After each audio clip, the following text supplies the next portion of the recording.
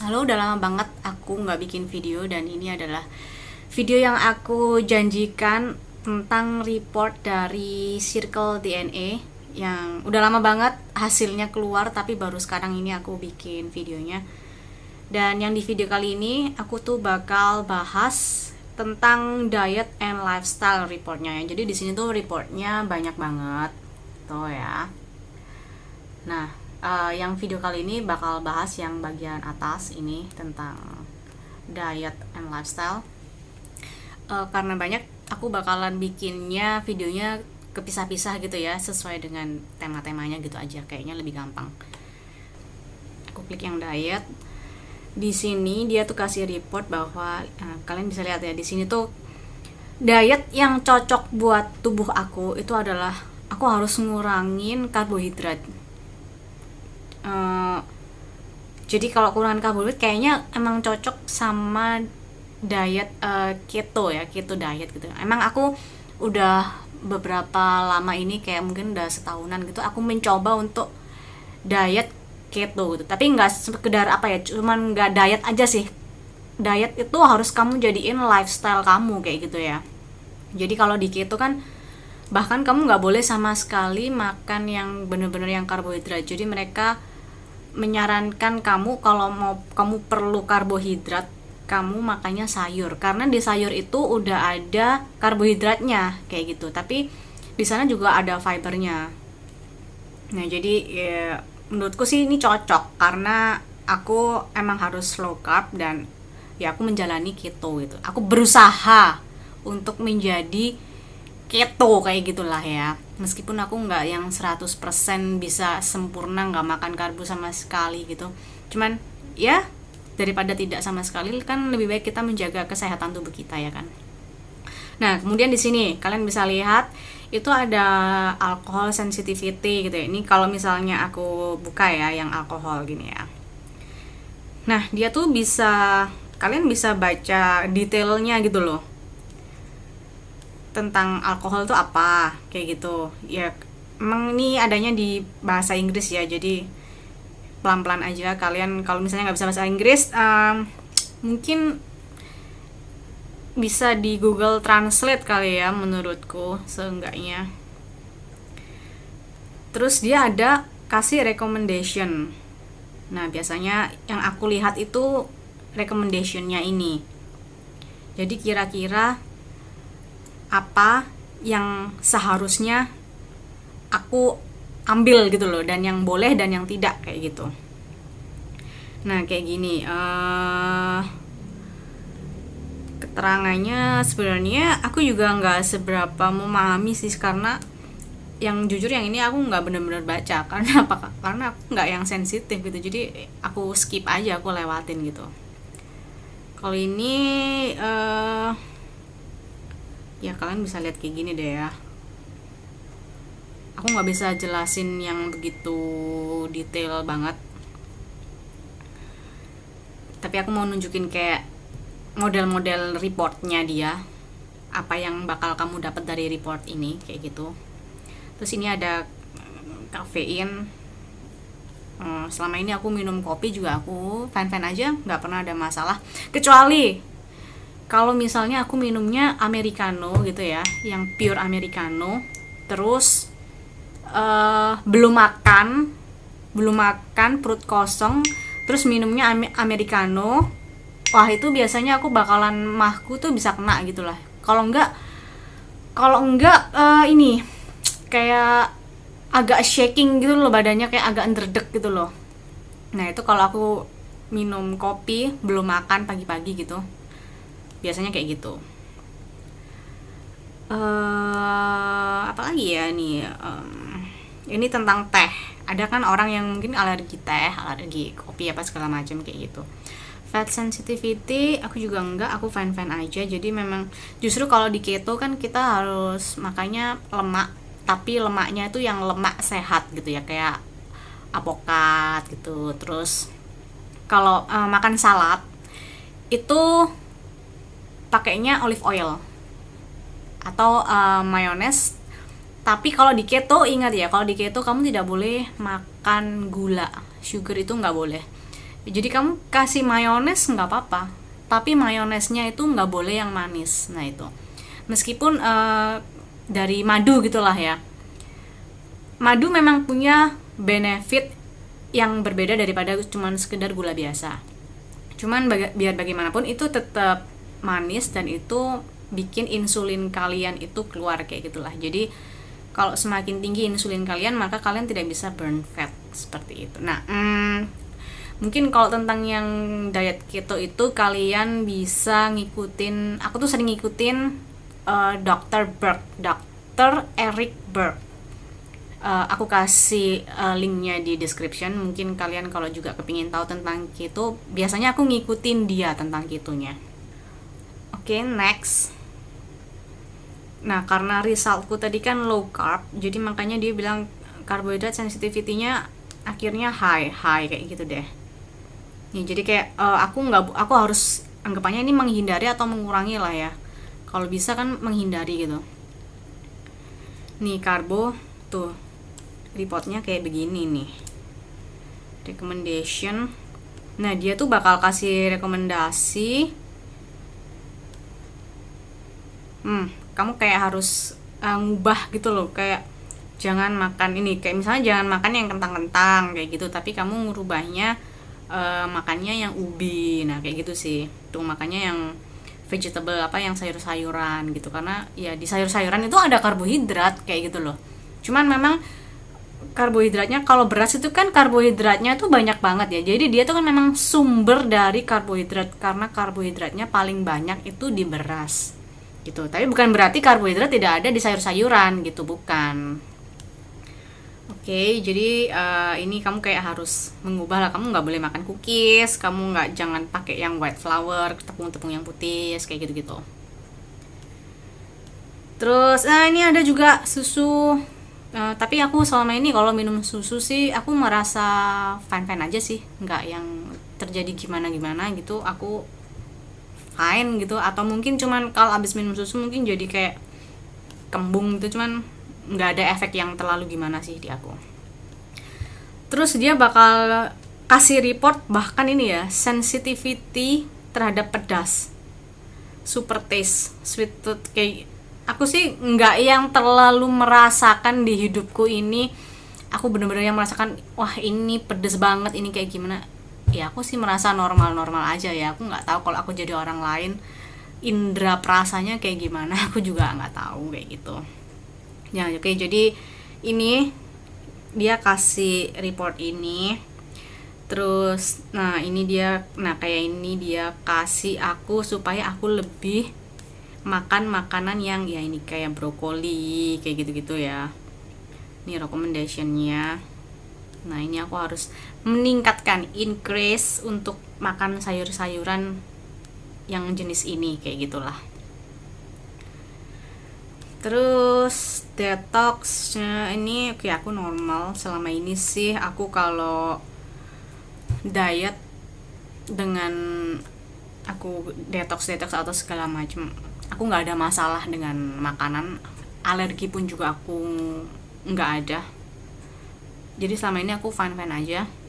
Cuman memang dengan aku kalau ngurangin karbohidrat dan aku intermittent fasting, jadi puasa kayak berapa jam puasa dan berapa jam boleh makan kayak gitu kan biasanya, itu memang signifikan banget di tubuh aku. Jadi aku bakal kayak cepet turun berat badan kayak gitulah, dibandingin kalau misalnya aku cuman sekedar diet nggak yang makan tertentu doang gitu ya. Tapi yang apa sih maksudnya, kayak cuman sekedar diet gitu loh, makannya nggak boleh apa kayak gitu. Tapi nggak, ini bener-bener kayak yang aku sama puasa dan aku makannya yang keto kayak gitu, yang daging-daging nggak yang karbo. Itu badanku tuh cepet banget turun kayak gitu sih. Oke, next ini tentang nutrition.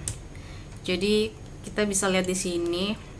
Nah ini kayak aku butuh banget ini ALA, omega 3 yang ALA. Kan di sini omega 3 ini kan banyak banget ya, ALA, DHA, DPA, apa macam-macam. Di sini tuh aku fine aja. Jadi aku biasanya cuman bener-bener memperhatikan yang merah gitu. Nah, dan dia di sini tuh merekomendasikannya misalnya kayak gini kan. Nah, kalau makan yang ground flaxseed itu berapa gram gitu kan. Jadi sehari tuh aku butuh minum yang dibutuhkan tuh berapa kayak gitu.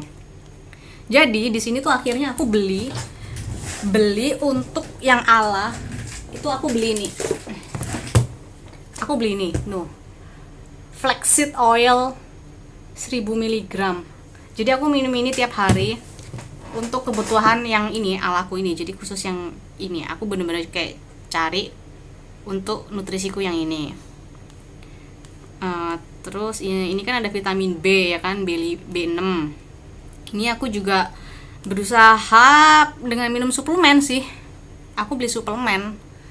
Kalau bisa ya mungkin biasanya kan B kompleks gitu. Cuman sekali lagi kalau beli sesuatu lebih baik kalian itu ngelihat ingredientsnya. Jadi kalian harus kayak tahu di sini kan ada kayak ingredients ini berapa.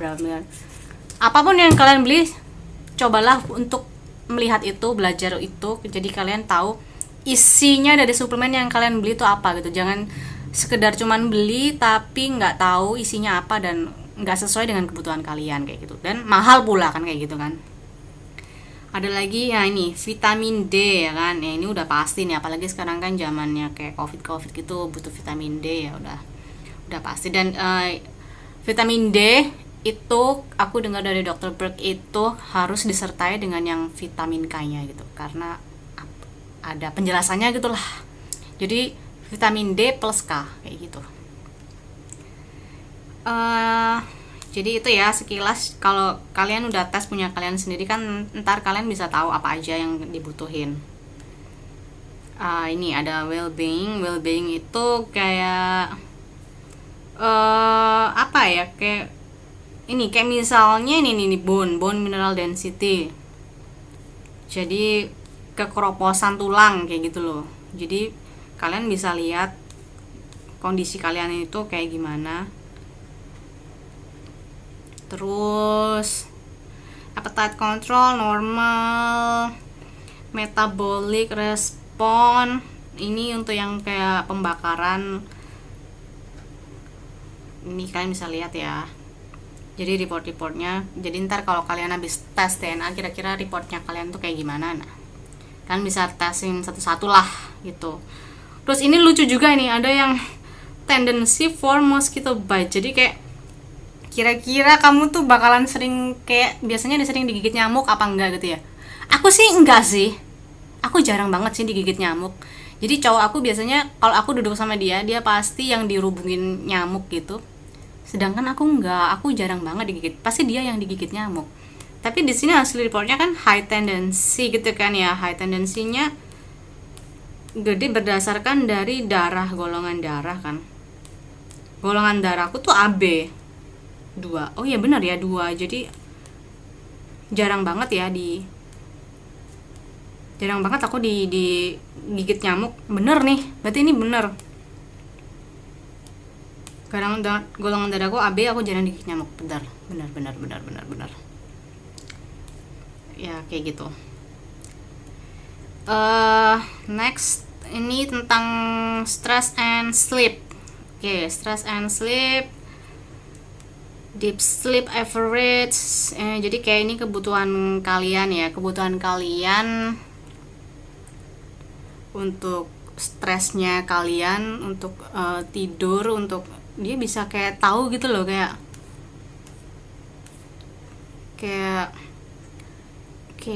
oke, ini sleep, ini kan sleep quality, easy sleeper, gampang ngantuk. Kalau gampang, aku nggak tahu ya gampang ngantuk, karena jujur aja aku kalau masalah tidur tuh memang kurang teratur. Jadi kayak aku tuh tidur kayak jam 1 pagi, jam 2 pagi. Kalau kerja itu aku suka kerja di malam hari gitu, bahkan sampai jam 3, jam 4 gitu. Tapi aku tidur tetap 7 jam, 8 jam. Karena apa? Kalau aku nggak tidur 7 jam 8 jam, aku bangun tuh kayak aku tuh kayak nggak full, dan aku tuh kayak bisa pusing-pusing kayak gitulah, kayak hidup itu nggak yang fresh full gitu, nggak gitu. Jadi aku harus tidur itu minim 7 jam. Jadi ya karena tidurnya subuh, bangunnya siang. Cuman biar bagaimanapun tidur kalau udah jam 9 gitu kan pasti keganggu dengan suara-suara, jadi nggak bisa yang tidurnya itu deep sleep gitulah. hmm, Stress tolerance gua ini warrior gila, jadi aku bisa menghandle stres dengan sangat baik.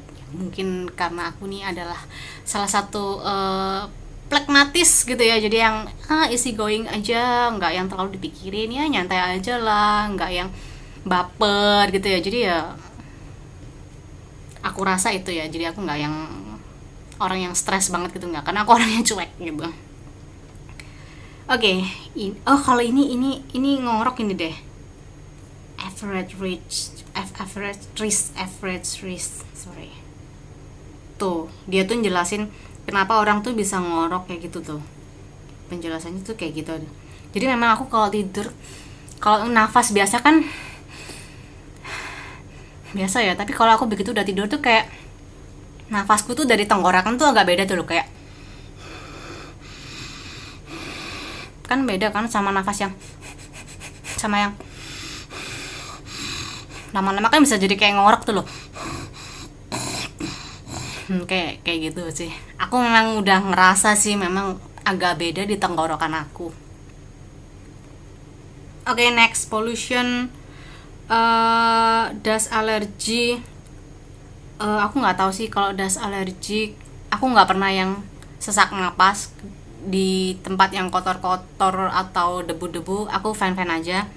Cuman aku kalau mata aku kena debu-debu, terus aku udah mulai ucek-ucek mata gitu, udah nggak lama itu pasti merah dan gatal terus semakin aku utek nih mata udah semakin merah gitu. Jadi biasanya kalau udah kayak gitu udah mulai gatal itu aku udah langsung cuci mata gitu, terus aku kasih tetes gitu udah, dan aku nggak berani utek-utek lagi pakai tangan aku.